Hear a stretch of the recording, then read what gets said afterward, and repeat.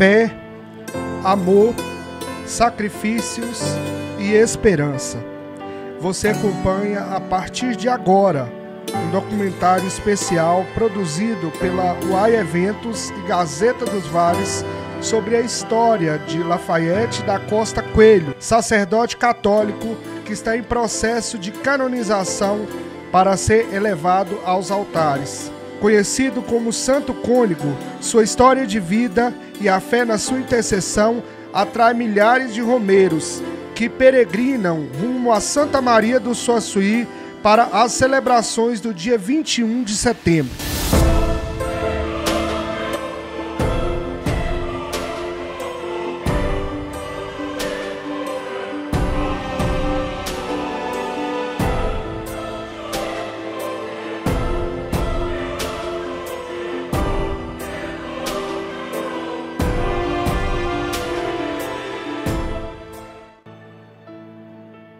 Lafayette da Costa Coelho estudou no Seminário Diocesano de Diamantina e foi ordenado padre em 1917 e designado para atuar em Santa Maria do Suaçuí, a paróquia de Santa Maria Terna.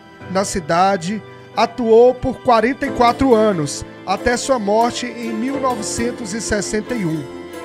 Homem de intensa oração e frequentes jejuns, Lafayette cativou o povo do Vale do Suaçuí e áreas adjacentes com a sua fé e exemplos de humildade.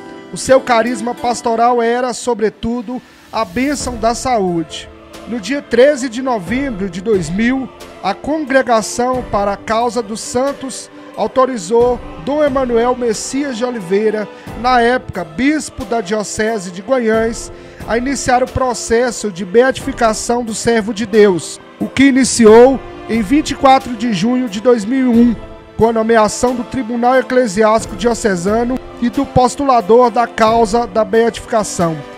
A fase diocesana do processo de beatificação foi concluída no dia 20 de setembro de 2009. Foi em 2009. Em que vieram o pessoal de Roma? Vieram o pessoal de Roma, uma equipe, né? E aí tiraram os restos mortais ali no cemitério. Nós estamos aqui dentro do Santuário São Miguel e aí foi colocado, né, numa urna e aqui dentro. Nos 62 anos de celebração do aniversário de falecimento do servo de Deus, milhares de pessoas de diversas cidades de Minas Gerais e até mesmo de outros estados participaram das celebrações. 62 anos do seu falecimento. O servo de Deus, padre que foi, é lembrado por muitas pessoas que com ele conviveram ou transmitiram para seus filhos e netos o seu legado, o seu testemunho. Então, o servo de Deus foi um marco nessas cidades, foi um referencial, foi um exemplo de vida. Um homem cheio de Deus no coração. Assim como ele foi marcante para o seu tempo e expressou o amor de Jesus, foi a visibilidade do Cristo Bom Pastor na sua imperfeição. Isso é muito importante hoje. Só é lembrado quem muito foi amado. E o servo de Deus foi amado demais da conta. Então, o povo traz no coração essa memória, traz no coração essa lembrança. E vai passando de geração em geração. 62 anos, quantas gerações, né? Assim vai ser. O servo deixou um marco, eu chamo de luminar. Foi uma luz, fez a luz de Deus brilhar no seu tempo. E quem é de Deus e quem vive para Deus não morre nunca. Então a sua memória, a sua história está presente na vida do povo. E a fé que o povo tem no servo de Deus, a bem da verdade, não pode ser fé no servo de Deus. A fé que o povo tem em Deus, ela é ajudada com a intercessão do servo de Deus. Porque, na verdade, todas as graças nos vêm de Deus. Então, os santos são aqueles que intercedem junto a Deus por nós. Tudo que recebemos procede de Deus. E o povo de Deus, cada vez mais, tem convicção de que o servo de Deus morreu mas não encerrou a sua vida. Na comunhão dos santos, continua no céu pedindo a Deus por nós. Por isso, essa multidão, por isso as procissões, por isso a romaria. Quando a gente ama alguém, a gente sente necessidade de expressar esse amor. Hoje, quando eu venho celebrar 62 anos do seu falecimento, não é só porque eu sou bispo. Eu venho também como peregrino, como romeiro, agradecer a Deus que na história da igreja nós tivemos um exemplo para nossos sacerdotes, um estímulo para a santidade dos sacerdotes hoje e de todo o tempo. Então, o servo de Deus, a sua história nunca será esquecida. E creio que é nossa missão torná-la conhecida. Confesso que como bispo, antes de chegar aqui, eu não conhecia a história do servo de Deus. Mas desde que cheguei em 2019, a cada dia, a cada ano, cada missa, cada encontro, o servo de Deus vai fazendo parte também da minha história. Eu vou me apropriando da sua história e apresentando o servo de Deus para os padres como modelo e apresentando o servo de Deus para o povo como um intercessor do céu. Um grande exemplo. Creio que a devoção ao servo de Deus só é boa quando acompanhada também de compromissos da fé, o testemunho da fé, da esperança e da caridade. Devoção sem compromisso não existe. Então, devoção é desejo de viver a santidade. Além de assistir às tradicionais missas campais, fiéis aproveitam o momento para se confessar e visitar um memorial. Conhecida como Pretinha, a senhora Maria da Conceição explica como foi construído o espaço. Esse espaço foi projetado e foi sonhado pelo padre Luiz Barroso e pelo padre Simar, ou seja, padre Cici, porque eles queriam espaço para a gente expor as peças do cônego. E aí o padre Luiz conseguiu adquirir isso aqui, ganhar da dona Helenice Petrucelli. Ela doou esse espaço para fazer. O padre Ismar mandou fazer a planta e doou a planta para fazer esse espaço para a gente expor a memória do cônego Lafayette. E ele, então, o padre Luiz, começou uma campanha com o povo pedindo para que eles ajudassem na construção. Foi quando o povo entrou mesmo de peito aberto e construiu. Ia começar a construir quando o padre Luiz se afastou, porque perdeu a vista, e entrou outro padre. Então nós trouxemos toda a memória do cônego para cá. Deixamos lá algumas coisas lá no museu, né, onde ele morou. Mas nós trouxemos para cá, porque aqui ficava perto do santuário, então era mais fácil para as pessoas conhecer a vida do cônego na época que ele viveu, certo? Para preservar a memória e a história do cônego Lafayette, o memorial reúne objetos, roupas e utensílios utilizados pelo servo de Deus durante seus 44 anos de sacerdócio em Santa Maria do Suaçuí.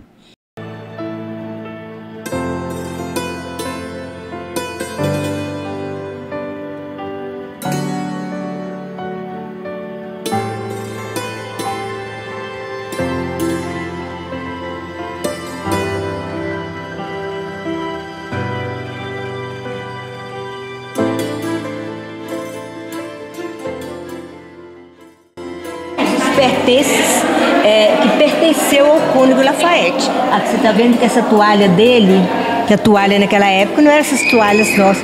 Tem aí um CL, cônego Lafayette. Punha por baixo do chapéu para não suar o chapéu, entende? Isso aqui, você pode ver que lá tem umas vasilhas muito bonitas que punha para bispo, mas ele só usava esse pobrezinho, porque naquela época você não tinha banheiro no quarto e nem tinha jeito de lavar a mão nem rosto, então essa bacia ele usava. Isso aqui pertenceu a ele, isso aqui ficava no quarto dele, isso aqui ficava no quarto dele, isso aqui era de viagem dele. Esse aqui também, ele fazia café no caminho, né? aquele lampião, quando ia atender, ele acendia e levava. Então era uma vida assim, de sacrifício, mas de luta, mas ele sempre atendia as pessoas.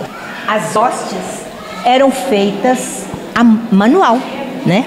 Era o padre que fazia, o sacristão que ajudava, uma por uma, martelava assim, fazia os beijos, fazia desse jeito aqui, né? Então isso aqui, tudo era à mão. Então era serviço que ele fazia, e um serviço assim, todo dia precisava de hóstia, todo dia ele tinha que fazer as hóstias porque precisava naquele dia. Ele trabalhava muito, né? Aqui nós temos ele quando ele era novo, né? Isso aqui são material que ele punha para os padres, para os bispos que vinha, o bispo que vinha na cidade. Ele então punha esse material aqui, que nós temos aí o jarro, a bacia, o urinol, né? Porque naquela época não tinha banheiro em casa, escarradeira e saboneteira. Isso aqui, no caso, era o que ele usava, mas para ele não, tudo dele era o mais simples e o mais pobre que ele usava. Ele nunca foi de luxo. A mala onde ele carregava para celebrações da missa, ele levava essa teca, aquele negocinho que você está vendo lá, que é o que para tampar, que eu tampava o sanguíneo. Aqui você tem as vasilhas que ele levava, que tem no caso, levava o óleo, levava o vinho, né? Para levar para celebrar a missa. Levava esses castiçais, esse cálice, porque a âmbula não precisava, porque já levava essa teca. Ele levava essa âmbula. Então daqui para cá, ele punha tudo dentro dessa malinha para levar para a celebração das missas, né? Aqui nós temos coisa que pertenceu a ele, que é essa tampa da pia batismal, que a gente colocou aqui também. Aqui a vasilhinha que pegava a água, derramava na cabeça, tudo aí foi da época dele. Essas jarras ele ganhou, tem até o nome do homem aqui, né? Senhor Charles Caranhon, eram 6. Alguém quebrou e jogou a outro pedaço fora, mas nós achamos um pedaço. Tudo isso aqui foi da época dele, mas eu não sei falar com você se outros usaram, mas foi da época dele. Aqui nós já temos fotografias. Os que trouxeram fotografia, que usaram, que tiraram com ele quando criança, né? E aqui nós temos que as pessoas nos deram, então tinha lá na igreja, a pessoa, que ele era muito cuidadoso, né? Aqui você tem as lembrancinhas de batismo, lembrancinha de primeira Eucaristia, tem diploma, que ele também era inspetor da escola José Maria. Então a pessoa me deu um diploma da pessoa que ele assinou. Você pode ver que tem a assinatura dele. Aqui tem das cruzadas também, que ele assinou, que a pessoa ia lá. Então as pessoas vão doando as coisas da época dele, né? E isso aqui nós temos os quadros de autorização para o processo de canonização do cônego, que aí nós colocamos, e aqui você pode ver o pai, a mãe, o irmão também que era padre, e ele aqui no caso, né? Então, no caso, o padre Luiz começou esse processo e colecionava, o padre Luiz colecionava tudo e nos doou. O padre Luiz que nos doou esse material para a gente colocar, mostrando que ele estava ali e precisava da nossa presença. Aqui nós temos coisas, essas 2 estolas, que ele usava para abençoar as pessoas que chegavam na casa dele. Todas as 2 estolas. Então a pessoa chegava e queria uma bênção, ele então ia lá, punha a estola e abençoava, dava a bênção para a pessoa. Aquele sanguíneo ali, ó, com essa mancha, esse sanguíneo aí é o sanguíneo que ele usou na última missa que ele celebrou. Isso aqui. Ele estava celebrando a missa, quando chegou quase na hora da consagração, ele caiu, desmaiou. Aí as pessoas que estavam na igreja pegaram ele e levaram para casa. Quando ele voltou a si, que o médico já estava chegando, ele então pediu: não, eu tenho que continuar a missa. Não, mas o senhor não aguenta, mas eu preciso terminar. Voltou para a igreja e foi celebrar a missa sentado. O Zé Nogueira não sabe falar pra gente, não sabia falar pra gente se a mão dele estava trêmula antes e estava mais depois, mas a gente não sabe se é antes de consagrar ou se é depois. No meio da sala, uma escultura feita de barro nos chama a atenção. A coordenadora do local conta como ela foi feita e depois encontrada por devotos. Quando ele estava muito ruim para morrer, passaram um telegrama para o Dr. Nassip Raidan, que era afilhado dele, que ele viesse, que o cônego estava muito ruim. Aí ele veio trazendo já uma pessoa que fazia esse tipo de moldura.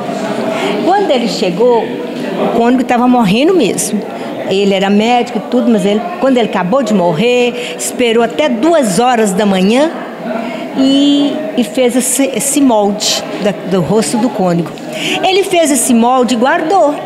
Ninguém achou. Aí o cônego morreu em setembro, ele morreu em maio do outro ano. Aí o que aconteceu? Todo mundo procurava, ninguém achou. 48 anos depois, Madureira me chamou para ver se achava alguma coisa, porque os postuladores estavam aí.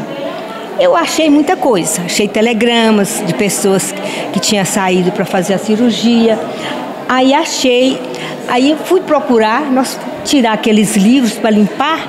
A minha irmã não pôde me ajudar, eu chamei essa senhora chamada Elza, ela não podia. Mas ela falou, não, eu vou trabalhar à noite, eu vou fazer minhas costuras à noite, mas eu vou te ajudar. Olha, não podia, mas me deu aquilo e ela foi. Quando eu tirei as coisas que coloquei no chão, quando abri essa caixinha, era isso aqui, enrolado no papelão dentro da caixinha. Eu só falei assim, que nojo! E afastei, e ela veio correndo. Quando ela veio, ela falou, o que é isso, Pretinho? Falou, é uma cabeça. Aí ela ajoelhou, começou a chorar.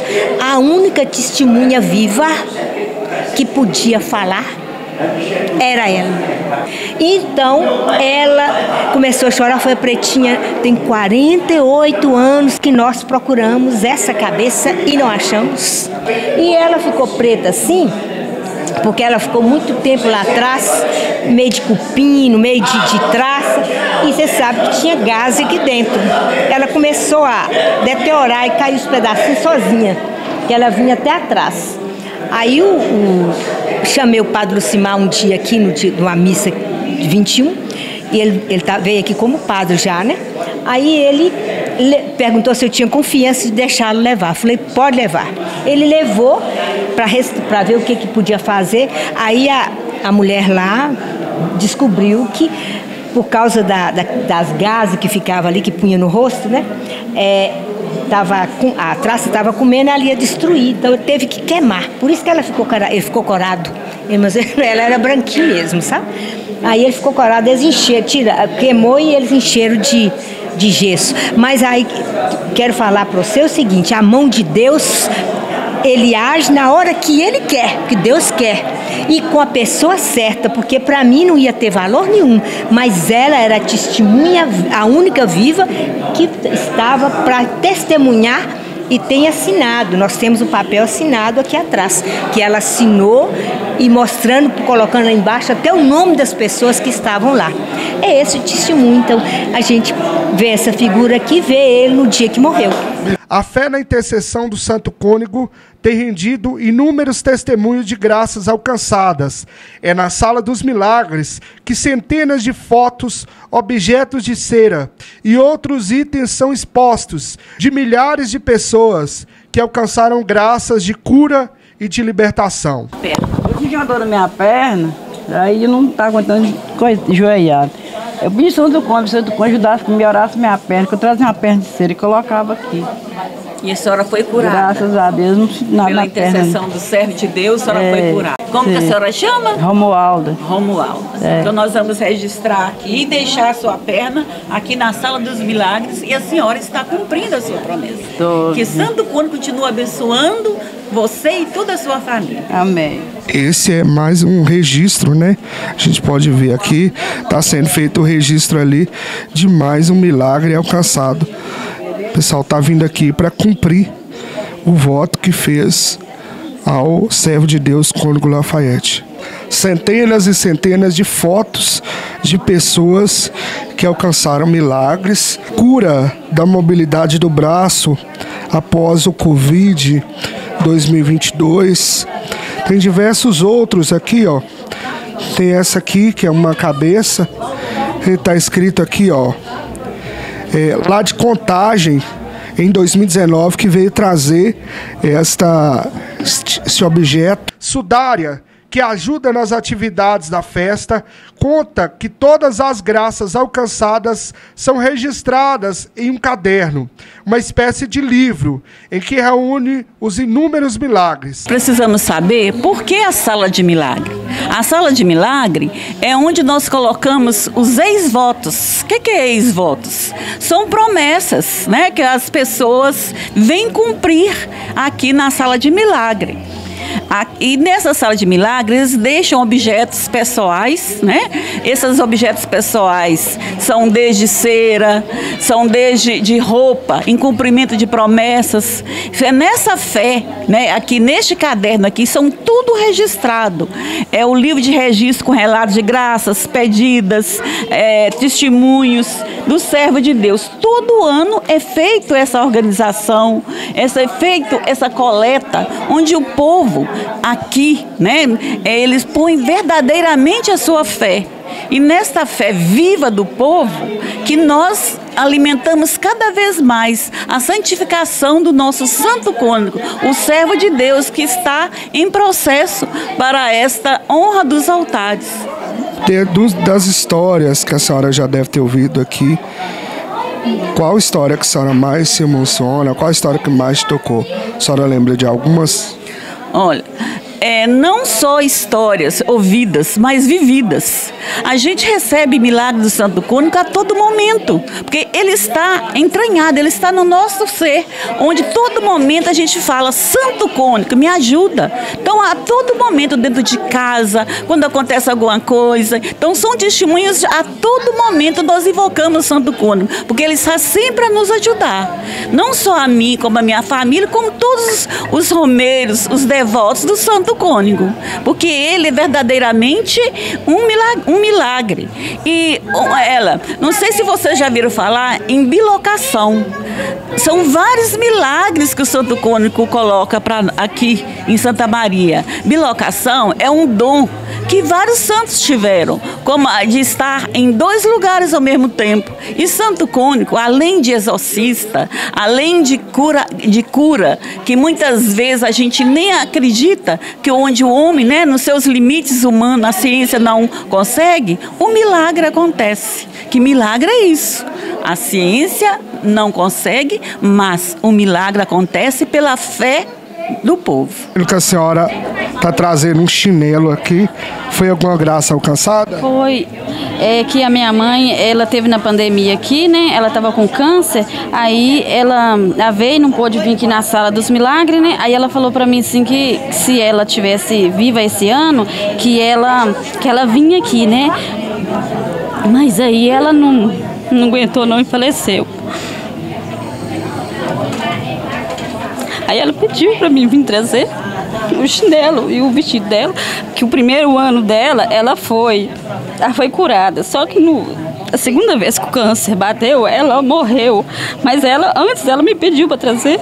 O processo de canonização de Cônego Lafayette segue um rito católico em que exige muito estudo e investigação. É isso que explica Dom Otacílio Lacerda, bispo da Diocese de Guanhães, que acompanha o processo do Santo Cônego. Bem, o processo de canonização é reconhecimento da Igreja de uma pessoa que viveu a sua fé, então ela é conduzida aos altares com esse título de santo. Para chegar a esse estágio, há um longo processo a ser feito. O profundo processo, ora mais longo, ora menos longo, dependendo das informações, do acesso que houver, né, dessas informações. E nós temos a graça de estar acompanhando o processo de canonização do servo de Deus, Lafayette da Costa Coelho. Já é servo de Deus, então com a graça de Deus, ele poderá ser proclamado venerável e aí já estaremos dando grande passo para a sua canonização pela Igreja. Santos, todos devemos ser pela graça do batismo, mas para receber esse título de santo e reconhecido oficialmente pela Igreja, é preciso todo um processo, é preciso ter sinais, milagres, graças alcançadas. E eu não tenho dúvida de que o servo de Deus, o seu processo está bem adiantado e no bom caminho e com meu coração cheio de esperança. Sobretudo aqui na novena, nós escutamos sempre testemunhos e registramos testemunhos de graças alcançadas, milagres acontecidos. Lembrando que todo milagre, para ser reconhecido também lá em Roma, no Vaticano, passa por uma avaliação, por uma pesquisa muito criteriosa. Não é assim, é milagre pronto. Então precisa confirmação de que fato foi um milagre. E para Deus nada é impossível. Há sim testemunhos de muitos milagres, mas precisa sempre ser verificado. A Igreja é muito criteriosa para afirmar tal pessoa é santo ou é santa. Eu creio que o servo de Deus tem milagres que com certeza serão confirmados. Estamos aqui com a Vilma, condutora de turismo, que nos trouxe justamente para visitar essa casa aqui. O que é essa casa, Vilma? Então, essa casa aí é o museu, né? Hoje é um museu contando a nossa história. Essa casa é onde que morou o servo de Deus, Lafayette da Costa Coelho. Ela foi construída em 1909 pelo padre José Maria, né? O primeiro padre, um dos primeiros padres que teve aqui em nossa cidade. Aí, após a morte do padre José Maria, servo de Deus, que é o cônego Lafayette, veio para Santa Maria e viveu aqui 44 anos. Correto. Então vamos conhecer, a partir de agora, um museu contando nossa história. O espaço, conhecido como Museu Contando a Nossa História, também preserva como era a vida do cônego na época. Aqui, exatamente, é o quarto desse servo de Deus, que a gente vai conhecer um pouquinho mais desse local. Aqui a gente pode ver, né, tá tentando retratar aqui justamente um pouco do que foi a história do cônego Lafayette. Nós temos aqui, né, as jarras que eram utilizadas para poder se banhar. Essa cama também, que é uma imitação, né, do que era o seu quarto. Tem também a varinha que ele usava para poder tocar animal. O Lafayette, que tem uma história com a comunidade, com a minha família em especial, meu pai e minha mãe, que ele foi o cupido dessa união, e está aqui um filho, né, dessa união abençoada, José de Vera Rocha, o Deca Padeiro, e Maristela Duarte, que era de Diamantina. O servo de Deus, ele nasceu no Cerro, né? Ele nasceu no Cerro e chegou a essa comunidade, assim que ordenou, em 1917. Em 1917, e aqui ele viveu por 44 anos. 44 anos. E esses 44 anos foram de simplicidade, de religiosidade, de fé. E aqui, nesta casa, que foi construída em 1909 pelo, então, históricos de Santa Maria do Sassuíque, o padre José Maria, ele fez, aqui ele residia. A cama, como você mesmo disse, esse catre era o catre dele, só o colchão que está diferente, que era um colchão de palha. Mas aí tem uma varinha, porque ele andava a cavalo, né, para rodar as comunidades vizinhas, fazendo extramoção, fazendo bênção de saúde. Então, de maneira que aqui nós estamos onde ele viveu por 44 anos e faleceu, sob os cuidados do Dr. Nassip, que era afilhado dele, que era o médico que nós tínhamos aqui em Santa Maria do Sassuí, que inclusive foi até um deputado.